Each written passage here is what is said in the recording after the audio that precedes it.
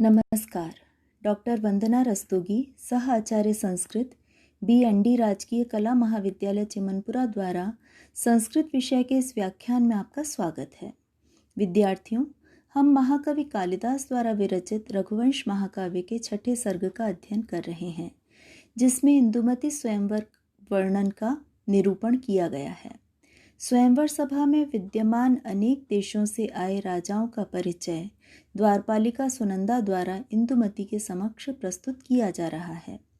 इस क्रम में मगध, अंग, अवंती, अनूप, शूरसेन देशों के राजाओं के विषय में परिचय और इन सभी के प्रति इंदुमती की उदासीनता का निरूपण कालिदास ने किया है। तत्पश्चात सुनंदा के माध्यम से कलिंग देश के राजा हेमांगद के विषय में इस सर्ग के 53वें से 58वें पद्य तक वर्णन किया जा रहा है। प्रस्तुत प्रसंगानुसार सुनंदा कलिंगनाथ के समक्ष इंदुमती को ले जाती है। अथांगद आश्लिष्ट भुजम भुजिष्या हेमांगदम नाम कलिंगनाथम आसेदुषीम सादित शत्रुपक्षम बालाम अबालेन्दुमुखीम बभाषे। अन्वय है, अथ भुजिष्या अंगदाश्लिष्ट भुजम सादित शत्रुपक्षम हेमांगदम नाम कलिंगनाथम आसेदुषीम अबालेन्दुमुखीम बालाम बभाषे। शब्दार्थ है, अथ तत्पश्चात भुजिष्या दासी सुनंदा ने अंगद आश्लिष्ट भुजम, अंगद केयूर या बाजूबंद को कहा जाता है, बाजूबंद से आश्लिष्ट आबद्ध, भुजम भुजा वाले, सादित शत्रु पक्षम शत्रुओं का नाश करने वाले, हेमांगदम हेमांगद नामक कलिंगनाथम कलिंग देश के स्वामी को आसेदुषीम उसके समक्ष गई और उसने अबालेन्दु मुखीम, बालेन्दु नवीन चंद्रमा, अबालेन्दु पूर्ण चंद्रमा को कहा जा रहा है, पूर्ण चंद्रमा के समान सुंदर मुख वाली बालाम राजकुमारी इंदुमती को बभाषे कहा। भुजिष्या दासी सुनंदा ने बालाम राजकुमारी इंदुमती को बभाषे कहा। किसके विषय में कहा? हेमांगद कलिंगनाथ के विषय में कहा। पूर्ण चंद्रमा की तरह सुंदर मुख वाली राजकुमारी इंदुमती को भुजा में केयूर पहने हुए शत्रुनाशक कलिंग देश के राजा हेमांगद के समक्ष ले जाकर दासी सुनंदा ने कहा। यह उपजाति छंद है और लुप्तोपमा अलंकार है। अबालेन्दु मुखीम, यहाँ पर लुप्तोपमा अलंकार विद्यमान है क्योंकि यहाँ एव शब्द का और समानतावाची शब्द का लोप दिखाई दे रहा है। अगले पद्य में सुनंदा का कथन प्रारंभ हो रहा है। असौ महेन्द्राद्रि समानसारः पतिर्महेन्द्रस्य महोदधेश्च यस्यक्षरत् सैन्यगजच्छलेन यात्रासु यातीव पुरो महेन्द्रः। महेन्द्राद्रि समान सारह, महेंद्र अद्रि पर्वत के समान सारह शक्ति वाले, महेंद्र पर्वत के समान शक्तिशाली असौ ये राजा हेमांगद, महेंद्रस्य महेंद्र पर्वत के, महोदधेश्च और महासागर के, उदधि समुद्र को कहा जाता है, महासागर के पति स्वामी हैं। यस्य यात्रासु जिन हेमांगद की यात्राओं में, युद्ध संबंधी युद्ध की विजय संबंधी यात्राओं में, महेंद्रः महेंद्र पर्वत, महेंद्र गिरी, क्षरत सैन्य गजत छलेन, क्षरत मद स्रावित करते हुए, सैन्य सेना के, गज हाथी के, छलेन बहाने से, पुरः सामने, समक्ष ही, याति एव मानो गमन करते हैं। यहाँ अभिप्राय यह है कि महेंद्र नामक कुल पर्वत के समान राजा हेमांगद भी बलवान हैं। कलिंग देश का कुल पर्वत है महेंद्र। राजा हेमांगद भी इस पर्वत के समान ही बलशाली हैं। इसीलिए कहा गया महेंद्राद्रि समान सारह। इनका महेंद्र पर्वत और समुद्र महासागर दोनों पर ही अधिकार है। जो पूर्वी तट इनका समुद्र से संलग्न है, उन दोनों पर ही महेंद्र पर्वत और समुद्र दोनों पर ही उनका अधिकार है। और संग्राम में प्रस्थान करते समय इनके आगे चलने वाले, इनकी गज सेना के आगे चलने वाले हाथी ऐसे प्रतीत होते हैं मानो स्वयं महेंद्रगिरी ही हाथियों के रूप में आगे चल रहा हो। यहाँ कालिदास के टीकाकार मल्लिनाथ का भी कथन है, अद्रिकल्पा अस्य गजा इत्यर्थः। इससे स्पष्ट होता है कि उनकी गज सेना में, उनकी सेना में पर्वताकार हाथी विद्यमान हैं, जो जब चलते हैं तो ऐसा लगता है कि महेंद्र पर्वत ही चले आ रहे हैं। इसलिए इनकी सेना बहुत ही बलशाली है और अभेद्य है, कोई भी उसको भेद नहीं सकता है। यहाँ पर उपमा और उत्प्रेक्षा अलंकारों का सम्मिश्रण देखने को मिलता है। महेंद्राद्रि समान सारह में उपमा अलंकार है और यात्रासु यातीव यह उत्प्रेक्षा अलंकार का बोध कराता है। इन अर्थालंकार के अतिरिक्त यहाँ पर शब्दालंकार भी उल्लेखनीय हैं।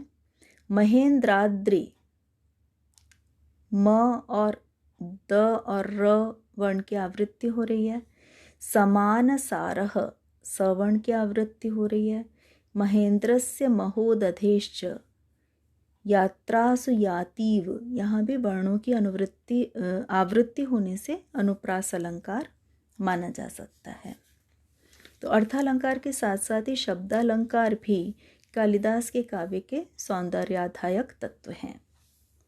ज्याघात रेखे सुभुजो भुजाभ्यां बिभर्ति यश्चापभृतां पुरोगः रिपुश्रियां सांजनवाष्पसेके बन्दीकृतानामिव पद्धति द्वे। सुभुजः चापभृतां पुरोगः यः बन्दीकृतानां रिपुश्रियां सांजनवाष्पसेके पद्धति इव द्वे ज्याघात रेखे भुजाभ्यां बिभर्ति। सुभुजः, सुंदर भुजाओं वाले, चापभृताम, धनुर्धरों के, चाप धनुष, धनुष को धारण करने वालों के, धनुर्धरों के, पुरोगः अग्रगामी, उनमें सबसे आगे रहने वाले, यह जो राजा हेमांगद, बंदीकृतानाम रिपुश्रियाम, बंदी बनाई गई रिपु शत्रुओं की, श्रियाम लक्ष्मी वाले, राजलक्ष्मी वाले, सांजन वाष्प सेके, अंजन काजल से युक्त, वाष्प सेके अश्रुओं के सिंचन से, अश्रुओं के सिंचन की, पद्धति इव दो रास्तों के समान, द्विवचन का प्रयोग है पद्धति शब्द में, तो दो रास्तों के समान, द्वे दो ज्याघात रेखे, ज्या कहा जाता है धनुष की प्रत्यंचा को, डोरी को, मौरवी को। तो धनुष की डोरी के घात, उसके प्रभाव से रेखे, रेखा से युक्त, रेखाओं वाले, भुजाभ्याम दोनों भुजाओं को बिभर्ति धारण करते हैं। यहाँ धनुर्धर के रूप में, धनुर्धरों में, विद्या के योद्धाओं में हेमांगद को, कलिंगनाथ को सर्वश्रेष्ठ उत्तम बताया जा रहा है। और इनके भुजाओं में प्रत्यंचा के घात से बनी हुई रेखाएं विद्यमान हैं, जो कि काले वर्ण की हैं। इन काले वर्ण की रेखाओं के विषय में कवि उद्भावना कर रहे हैं कि इन्होंने अपने धनुर्विद्या के बल पर, अपने भुज बल पर, अपनी शक्ति के बल पर शत्रुओं की राजलक्ष्मी को अपने अधीन कर लिया है, बंदी बना रखा है, और उन राजलक्ष्मी के अश्रुओं से, काजल मिश्रित अश्रुओं से ये उनकी भुजाओं पर कालिमायुक्त रेखाएं बन गई हैं। इसीलिए इस पद्य में कहा जा रहा है, एक बार फिर देख लीजिए, सुंदर भुजा वाले एवं धनुर्धरों में श्रेष्ठ राजा हेमांगद हैं ये, जिनकी दोनों भुजाएं बार बार धनुष की प्रत्यंचा चढ़ाने से दो काली रेखाओं से युक्त हो गई हैं। उन दो रेखाओं को देखकर प्रतीत होता है मानो बंदी बनाई गई शत्रुओं की राजलक्ष्मी की काजल युक्त आंसुओं से सिंचित दो मार्ग बन गए हों, दो पद्धतियां बन गई हों। यहाँ बंदी कृतानामिव पद्धति द्वे इस पद्यांश में उत्प्रेक्षा अलंकार है, जिसका इव शब्द से बोध हो रहा है। जो छंद यहाँ प्रयुक्त है वो है उपजाति छंद।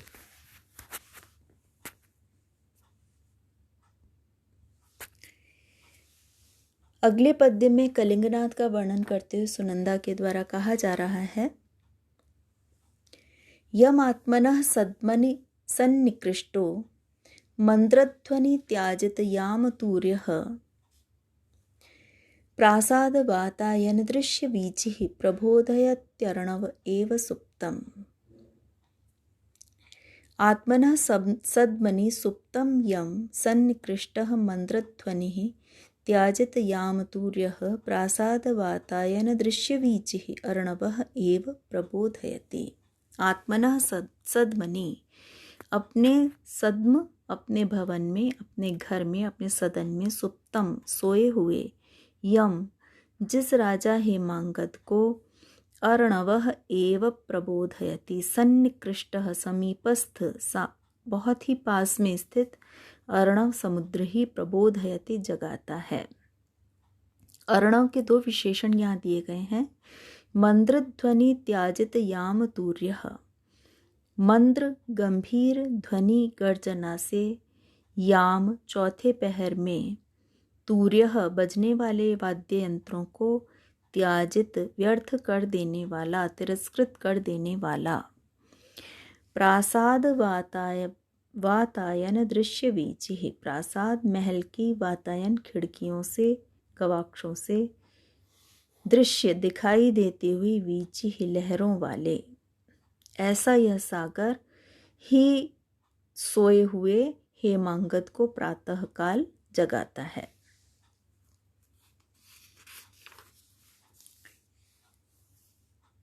इस पद्य से ज्ञात हो रहा है कि राजा हेमांगद के राजभवन के समीप ही समुद्र विद्यमान है, जो राजमहल की खिड़कियों से भली भांति देखा जा सकता है।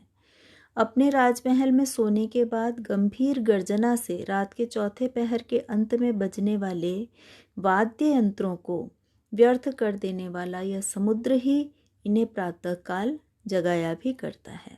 ये वर्णन यहाँ पर किया गया है।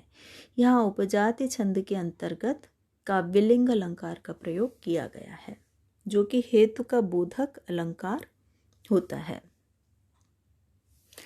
कलिंग वस्तुतः समुद्रवर्ती राज्य है। यदि हम इसकी भौगोलिक स्थिति की बात करें तो यह गोदावरी और महानदी के अंतर्गत उनसे घिरा हुआ भूभाग है, जिसका पूर्वी तट बंगाल की खाड़ी की ओर, समुद्र की ओर अवस्थित है। हेमांगद का प्रासाद समुद्र तट के समीप है, इसलिए उनके प्रासाद की खिड़की से समुद्र की लहरें दिखाई देती हैं और समुद्र की गंभीर गर्जना की ध्वनि भी बहुत अच्छी तरह सुनाई देती है। ये वर्णन यहाँ सुनंदा के द्वारा किया गया है। अनेन सार्धम विहराम्बुराशेः तीरेषु तालीवनमर्मरेषु द्वीपान्तरानीत लवङ्गपुष्पैरपाकृत स्वेदलवा मरुद्भिः। अनेन सार्धं तालीवनमर्मरेषु अम्बुराशेः तीरेषु द्वीपान्तर आनीत लवङ्गपुष्पैः मरुद्भिः अपाकृत स्वेदलवा सती त्वं विहर। यहाँ सुनंदा के द्वारा इंदुमती को विवाह प्रस्ताव रखते हुए हेमांगद के साथ ये कहा जा रहा है, अनेन, इस राजा हेमांगद के, सार्धम, साथ, तालीवन मरमरेशु, ताड़ के पेड़ों के मरमर ध्वनि से युक्त, अंबुराशेह, सागर के तीरेशु, तटों पर, द्वीपांतर आनीत लवंग पुष्पैः, द्वीपांतर दूसरे द्वीपों से, आनीत लाए गए, लवंग लौंगों की, पुष्पैः पुष्पों वाली, मरुद्भिः हवाओं से, अपाकृत हटा दिए गए स्वेद लवा पसीने की बूंदों वाले, ऐसे तुम क्रीड़ा विहार करो, त्वम विहर, तुम विहार करो, तुम आनंदोत्सव मनाओ।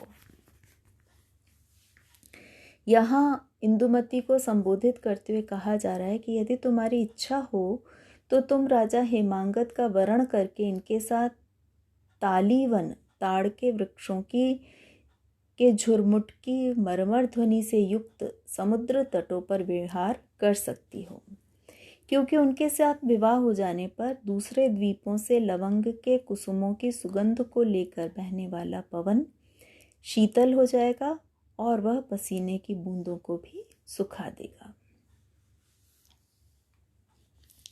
यहाँ भी काव्यलिंग अलंकार का प्रयोग है और उपजाति छंद का ही प्रयोग यहाँ पर किया गया है।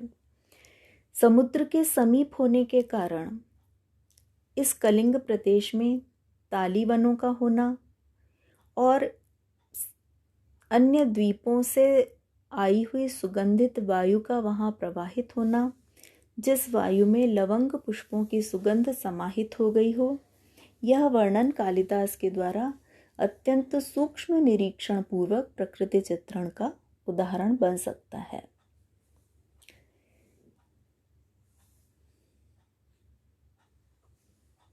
इससे अगले पद्य में इस विवाह प्रस्ताव के प्रति इंदुमती की क्या मान्यता है, क्या विचार है, यह अभिव्यक्त हो रहा है।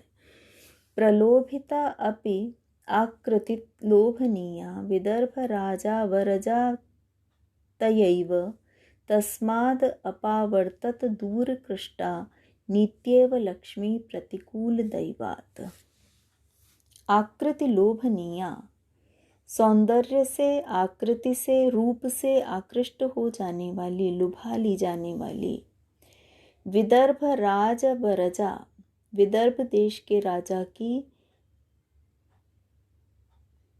अनुजा, उनकी छोटी पुत्री, उनकी छोटी बहन, तया उस इंदुमती के द्वारा, एवं इस प्रकार से प्रलोभिता अपि लुभाए जाने पर भी, नीत्या नीति से, दूर कृष्टा दूर की गई, दूर तक पहुंचाई गई, दूर से प्राप्त की गई, लक्ष्मी राजलक्ष्मी, प्रतिकूल दैवात विपरीत भाग्य वाले, जगतः पुरुष की, विपरीत भाग्य वाले जनात पुरुष की, मनुष्य की, इव समान उसकी तरह, तस्मात् उस राजा हेमांगत को छोड़ करके, अपावर्तत वहाँ से चली गई, वहाँ से अन्यत्र हट गई।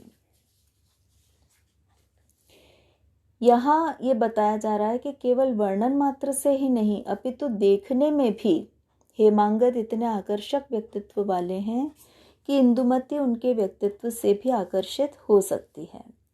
लेकिन भोजराज की यह अनुजान इंदुमती ने सुनंदा की लुभाने वाली प्रलोभक सारी बातों को सुनकर के भी वह राजा हेमांगत को छोड़ करके आगे बढ़ गई। उसी तरह आगे बढ़ गई जिस तरह पुरुषार्थ से मिली हुई लक्ष्मी भाग्यहीन व्यक्ति को छोड़कर अन्यत्र चली जाती है।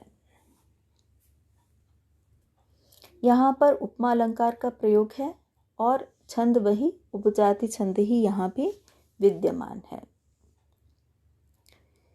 दूर कृष्टा नित्येव लक्ष्मी, इस पद्य में यहाँ पर उपमा अलंकार प्रयुक्त किया गया है।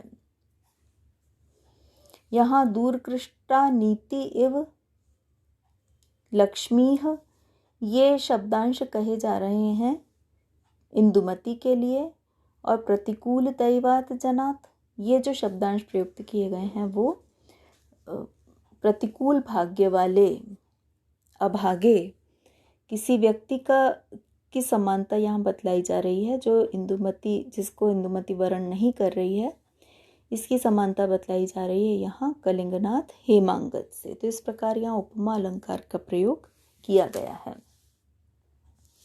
यहाँ कलिंग देश के राजा के गुणों के साथ ही कालिदास ने तत्रस्थ महेंद्र पर्वत, समुद्र सीमा, गज सेना, तालीवन, लवंग पुष्पों की दूर से आती हुई सुगंधि युक्त वायु, इन सब का बड़ा ही सुंदर और यथार्थपरक वर्णन किया है, जो कि कालिदास के प्रकृति चित्रण की तथ्यात्मकता का एक बहुत ही सुंदर उदाहरण के रूप में हमारे सामने प्रस्तुत हुआ है। आज की कक्षा में इतना ही विद्यार्थियों, धन्यवाद।